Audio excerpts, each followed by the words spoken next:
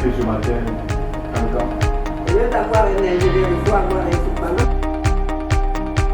Parmi eux, il y a aussi des meilleurs.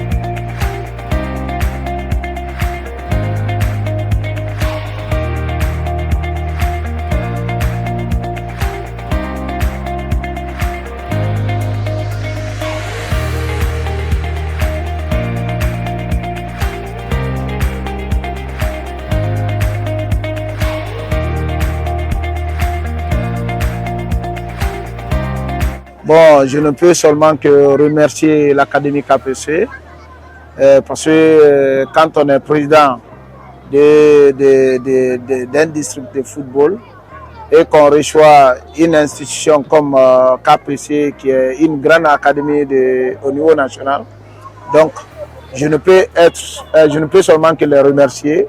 Je suis content de leur arrivée parce que ça a été mon souhait depuis fort longtemps. Parce que là, les trois qui ont été présélectionnés appartiennent aux différentes familles auxquelles je ne connais même pas.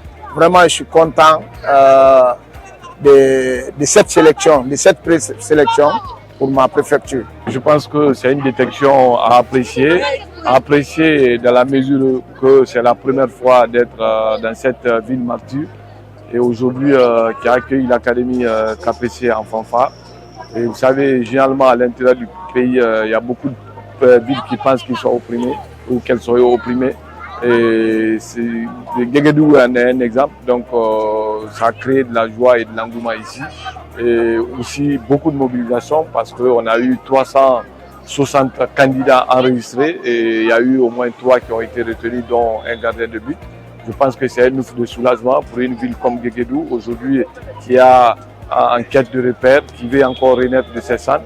Et ça, c'est très très important. Dieu seul sait l'espoir que ça a suscité auprès de ces jeunes depuis le début, depuis notre arrivée hier jusqu'à la fin de cette détection.